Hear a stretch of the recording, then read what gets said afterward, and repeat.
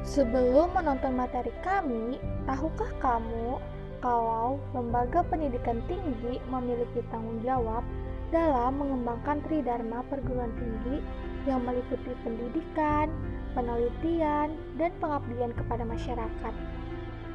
Pengembangan tersebut dapat ditumbuhkan apabila didukung oleh suasana budaya akademik atau akademik kultur yang kuat di lembaga tersebut. Budaya akademik adalah suatu budaya yang tumbuh di perguruan tinggi yang mencerminkan sebuah suasana ilmiah yang ditandai oleh sejumlah aktivitas ilmiah melalui segenap kegiatan seperti aktivitas perkuliahan, seminar, kegiatan penelitian yang semua kegiatan tersebut disebarluaskan melalui publikasi-publikasi ilmiah dalam bentuk jurnal-jurnal ilmiah. Penyebarluasan publikasi ilmiah melalui jurnal-jurnal ilmiah selain mengembangkan budaya akademik juga sekaligus menjadi ajang komunikasi akademik yang pada gilirannya memberikan kontribusi positif bagi perguruan tinggi dalam penyebarluasan ilmu pengetahuan melalui hasil-hasil penelitian yang telah dilakukan. Namun, amat disayangkan, penyebarluasan hasil-hasil penelitian melalui jurnal-jurnal ilmiah yang dilakukan oleh perguruan tinggi secara nasional masih sangat rendah.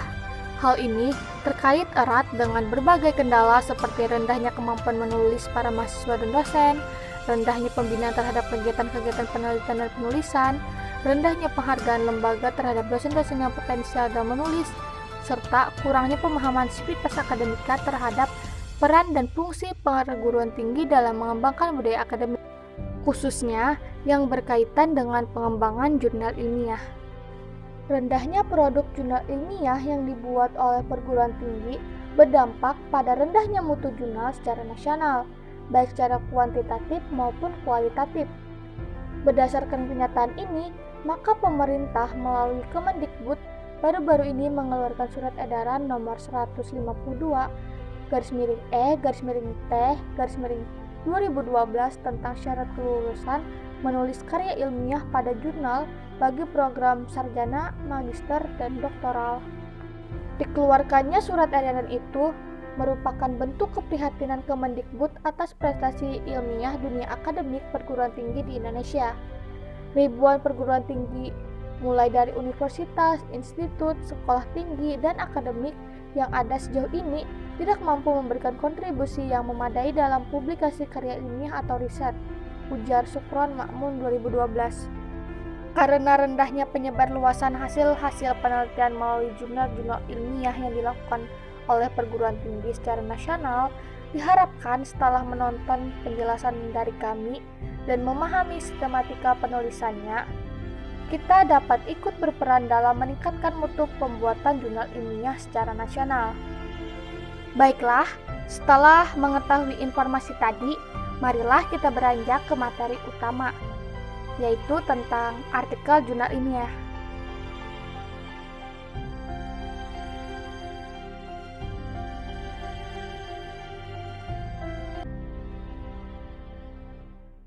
Assalamualaikum warahmatullahi wabarakatuh.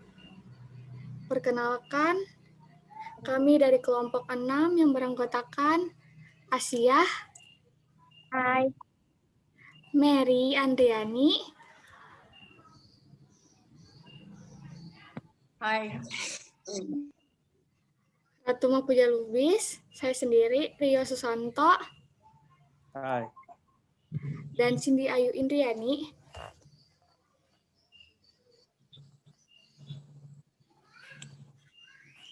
Akan mempresentasikan hasil kerja kelompok kami mengenai artikel jurnal ilmiah.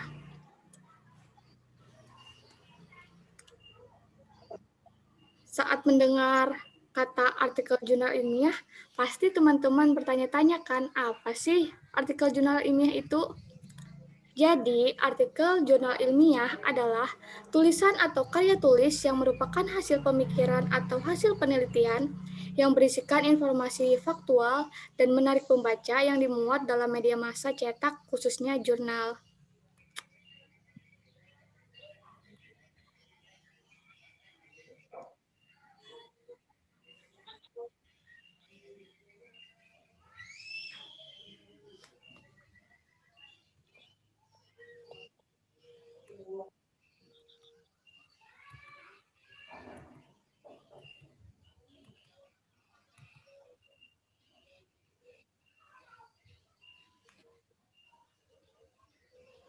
Terdapat ciri-ciri artikel jurnal ilmiah. 1. Ditulis berdasarkan pandangan dari penulis. 2. Merupakan karya intelektual. 3. Berisi ungkapan, masalah, dan memberikan problem solving. 4. Isinya singkat, padat, dan tuntas. 5. Merupakan gagasan baru. 6. Bahasanya sederhana, jelas, hidup, menarik, segar, populer, dan komunikatif. 7. Merupakan buah pikiran yang orisinil alias asli, bukan jiplakan. 8. Menyangkut kepentingan publik seperti pendidikan, ekonomi, politik, sosial, budaya, hukum, dan sebagainya. 9. Nama penulis harus dicantumkan karena artikel adalah karya individual.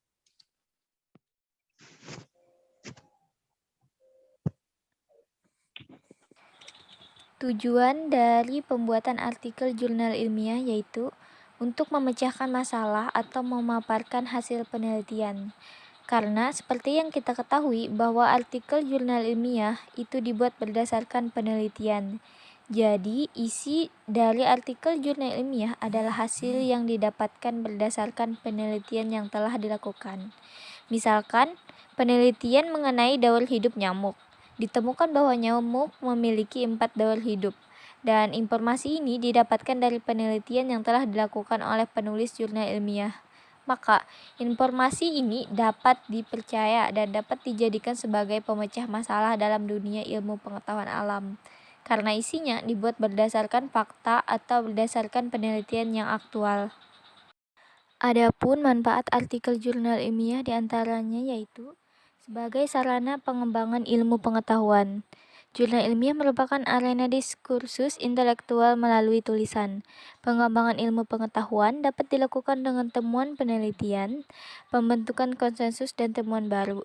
Karena artikel jurnal ilmiah dibuat berdasarkan penelitian sang pembuat jurnal, maka dapat dikatakan bahwa artikel jurnal ilmiah berperan dalam pengembangan ilmu pengetahuan. Yang kedua yaitu sebagai basis data kebijakan publik. Kebijakan publik memerlukan naskah akademik sebagai pondasinya, dan jurnal dapat berperan sebagai dasar ilmiah dibuatnya kebijakan publik. Tanpa dasar ilmiah, kebijakan publik bisa dikatakan dibuat dengan semena-mena. Jenis-jenis artikel jurnal ilmiah. Yang pertama yaitu artikel hasil penelitian. Artikel hasil penelitian adalah artikel yang diterbitkan dalam jurnal-jurnal ilmiah. Artikel jenis ini berisi pelaksanaan dan hasil penelitian. Pembuatan artikel jenis ini bertujuan untuk membuka wacana diskusi dan kemungkinan penelitian baru, sekaligus untuk mengetahui apakah teori-teori atau pandangan-pandangan yang terkait dengan masalah yang diteliti layak untuk tetap diikuti atau harus ditinjau kembali. Yang kedua yaitu artikel non-ilmiah. Merupakan artikel ilmiah yang disusun berdasarkan telaah pustaka atau kajian teori. Artikel jenis ini beragam, berisi telaah teori, konsep, prinsip, dan pengembangan suatu model, mendeskripsikan fakta atau fenomena tertentu, menilai suatu produk, dan lain sebagainya. Karena jenis ini beragam, maka bentuk penyajiannya pun sangat variatif. Tidak seperti artikel penelitian yang memiliki bentuk baku, artikel tinjauan biasanya ditulis oleh pakar atas permintaan editor.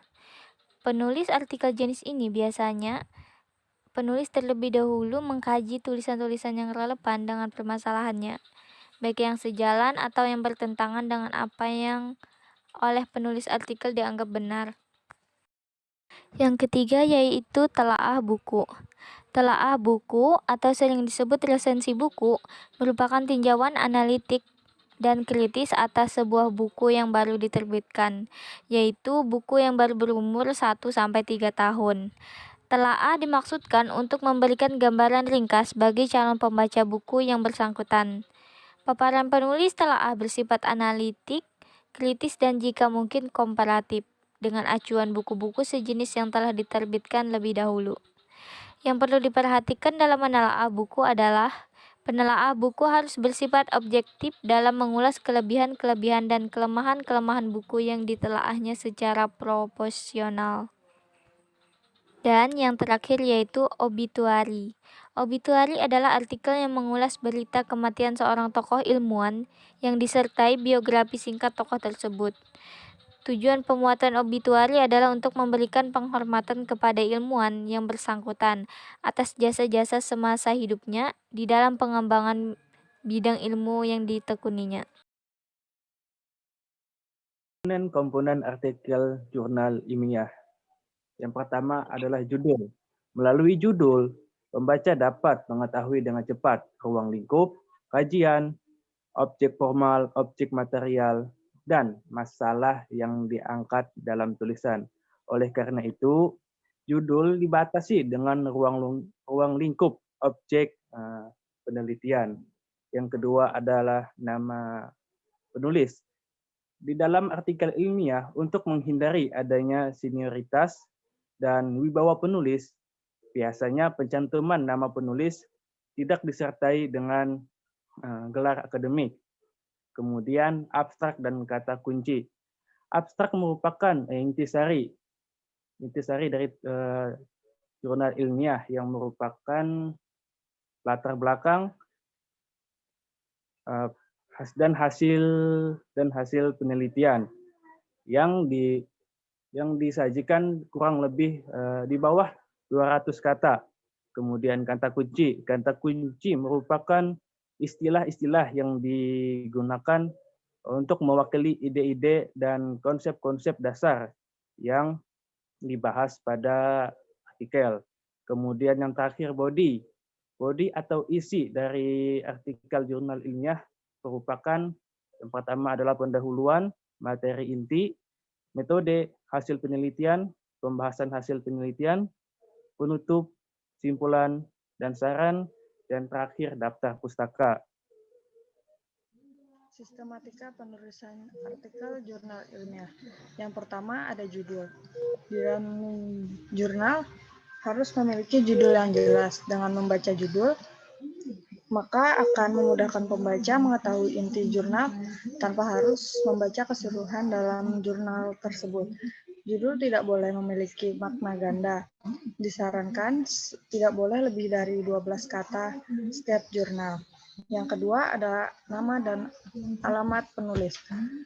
Nama penulis biasanya ditulis yang pertama nama pembimbing 1, nama pembimbing 2, dan disertai dengan nama lembaga seperti nama prodi, fakultas, dan universitas. Disertakan juga alamat dan email. Yang selanjutnya yaitu abstrak. Abstrak berbeda dengan ringkasan. Bagian dalam abstrak dalam jurnal ilmiah berfungsi untuk mencerna singkat secara jurnal. Abstrak di sini dimaksud untuk menjadi pembahas tanpa mengacu kepada jurnal. Bagian abstrak harus menyajikan sekitar 250 kata yang merangkum tujuan, metode, dan hasil kesimpulan dari jurnal tersebut. Yang ketiga yaitu ada kata kunci. Kata kunci adalah kata-kata yang mengandung konsep pokok yang dibahas dalam artikel jurnal. Kata kunci dapat diambil dari thesaurus bidang ilmu masing-masing. Pemilihan kata kunci yang baik dapat mewakili topik yang dibahas dalam artikel tersebut. Kata kunci walaupun sangat sederhana, penting dalam mengindekskan artikel serta dapat membantu kesetaraan sesuatu tulisan pembaca melalui pemindaian komputer di internet. Yang selanjutnya ada pendahuluan, dan selanjutnya metode penelitian. Metode penelitian, bagian ini menjelaskan ketika percobaan telah dilakukan. Penelitian menjelaskan desain percobaan, peralatan, metode pengumpulan data, dan jenis pengendalian. Jika percobaan dilakukan di alam, maka penulis menggambarkan daerah penelitian, lokasi, dan juga menjelaskan pekerjaan yang telah dilakukan. Yang selanjutnya ada hasil dan pembahasan. Hasil dan pembahasan dapat dibagi menjadi beberapa subbagian.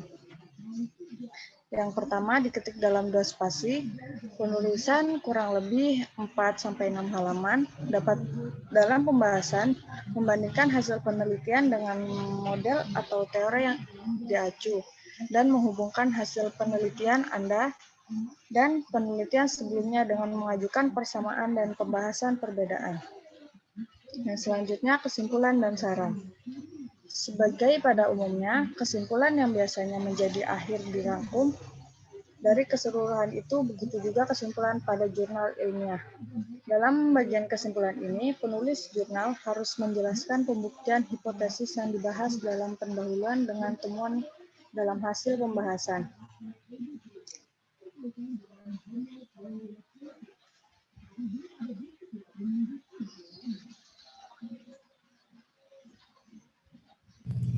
Setelah mendengarkan penjelasan dari teman-teman kita mengenai apa itu artikel jurnal ilmiah, ciri-ciri, manfaat dan tujuan, jenis-jenis, komponen, serta sistematika penulisan artikel jurnal ilmiah, kita memperoleh kesimpulan bahwa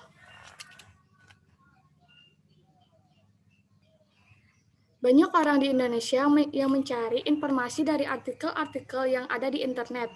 Namun, sayangnya tidak semua orang mengetahui apa saja jenis-jenis yang mereka baca. Misalnya saja, artikel jurnal ilmiah. Banyak orang yang bahkan tidak pernah mendengar kata artikel jurnal ilmiah. Padahal, dalam dunia pendidikan, artikel jurnal ilmiah atau karya tulis ilmiah merupakan salah satu pengembangan profesi yang mempunyai nilai kredit besar dan menentukan fungsional dalam dunia pendidikan.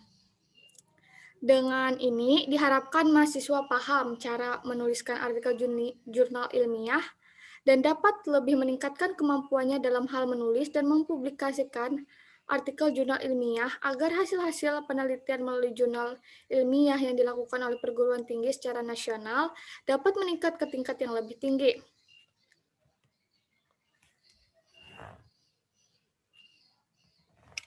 Baiklah, itu saja yang dapat kami sampaikan.